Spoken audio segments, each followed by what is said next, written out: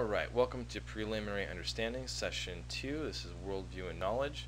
We're taking a look at the way that our mind processes identities and the introduction or subtraction of identities, which is learning.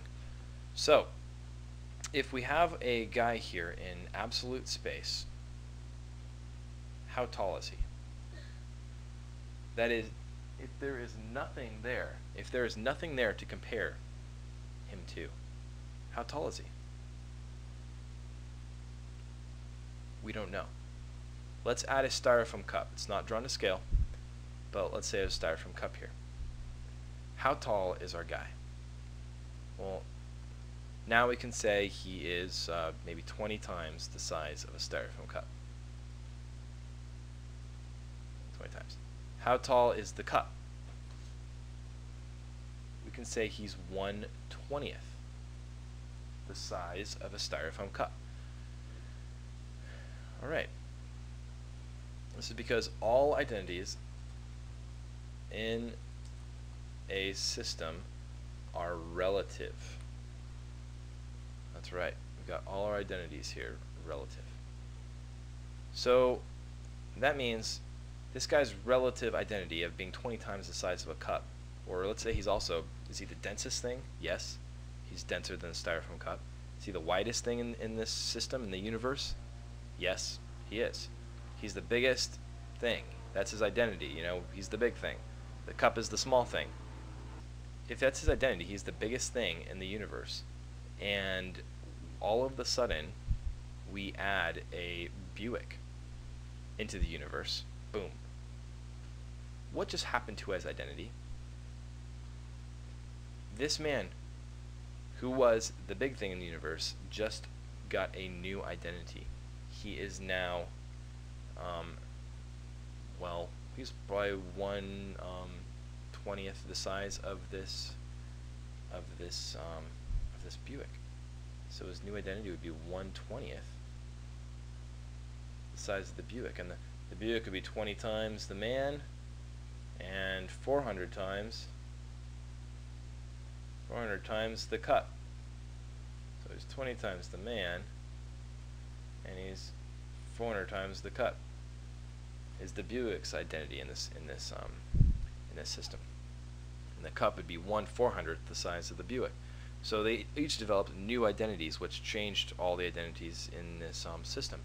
So anytime any introduction or subtraction of an identity changes all identities in a system. That's right. Anytime we add something or take something away from the system, all identities change, because he's not as wide anymore. He used to be really wide, this guy. Now he's not. He's not wide compared to the Buick. He's smaller than the Buick. So everything is changed. Now, this is what takes place inside of our mind, inside of our conceptual framework. Now, inside of our mind, inside of everything we believe to be true, we have, it's like I'm just going to draw a mind map here in the shape of a mobile, because this is going to demonstrate how things are changed and how things shift. This is a mobile kind of like you'd find in a baby, what do you call it, baby crib or something like that. They dangle with all the pretty things hanging off, the stars and the moons or something like that. So if let's say your mind is like this, a conceptual framework is all like the identities are hanging off of this mobile, and we live out of our minds. Okay, we live out of what we think is going on in the world, not out of what's really going on in the world. Our perceptions constrain our behavior and determine our behavior even more than reality does. So the way we think changes how we interpret reality, and we respond to the way we think, not to what's going really on. Like if we lose our keys, we're going to freak out. We're going to have our blood pressure go up. I don't know where my keys are. They could be sitting in our pocket. Not lost at all, right? But we're living out of what we think is going on, not out of what's really going on. So let's say in our conceptual framework, what we think is going on in the world, all that we really know, is we know about people, or we know about this man Fred. We also know about hamburgers. Let's draw a little hamburger here. I love hamburgers. Okay, there's a hamburger. We also know about trees. Here's a palm tree real quick. And let's say that's all we know about in the world. Well, anytime something adds into our mind, let's say we find out about, let's say this side of the matrix gets heavier. Like we learned something more about palm trees. Bump, bump. Gets a little heavier. See, it shifts down. Well, this side of the mobile is going to shift up. Bump, bump. It's going to get a little lighter on this side because this stuff isn't as important anymore based off what we just learned about the palm trees. We're a little bit more interested in palm trees.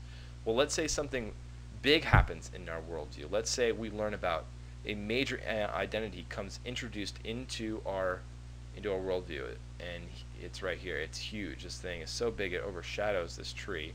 It's the planet Jupiter. We learn about the planet Jupiter for our first time, and oh my goodness. Oops, I can't move it without moving the tree.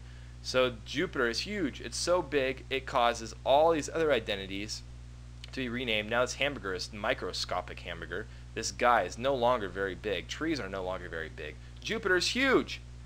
It's bigger than Earth. It's hundreds of times bigger than Earth, right? It's big. It's so big.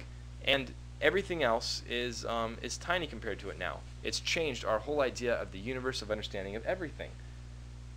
That's because this framework is everything, our conceptual framework is everything we believe in the world to be true. It's everything we actually believe. And if we're going through the stages of learning Wa-ha-ah-oh, everything that's in this framework is, and if it's confusing to you, you can watch the other video, session 1. But Wa-ha-ah-oh, once you get to the O stage, that's where we believe an event has actually taken place, or an experience. We actually believe something. So everything that's gone through the O stage is stuff that's in our conceptual framework, inside of our worldview. So let's say something happens here. We understand all this stuff, and something happens here, something catastrophic. If you've ever been through something significant happening in your life, the birth of a child, a marriage, a divorce, a career loss, a death, loss of a family or home or something, you'll experience a surrealism in the world. Everything looks different, even if it's something normal. So let's say something crazy happens here. Fred dies, boom, and he gets taken out of your worldview. He no longer exists in your worldview. Well, you can go back to doing the same things, like eating a hamburger, looking at trees, or thinking about Jupiter. But these things no longer are the same identities anymore. Everything has shifted. Everything has shifted in response to this, to the death of Fred. And you can go back and eat your hamburger, but it's no longer the same hamburger. It's a hamburger in a world where Fred does not exist. So something small that you learn is going to change all identities that you know about. It's going to make your whole world look different. Something bigger and more significant is going to cause even more disruption. So all learning causes disruption. And the greater the identity or impact or disruption, really, or yeah, I would say impact, or let's just say significance, the greater the disruption. So if you're learning, you're going to feel like you're crazy. If you're learning, you're going to feel like you're crazy. Learning makes you feel crazy. Because when you're learning something, something's coming into your worldview, and everything's changing. And that's okay. If you're not learning equals not crazy. So hopefully in this course, you're going to feel crazy because we want you to be learning. This is a good thing. And you don't need to feel like something's wrong with you if you're feeling crazy. That's good. That's good if you're feeling crazy in this course. All right, thank you so much for your time. I enjoyed this. I hope you did too, and hope to see you soon.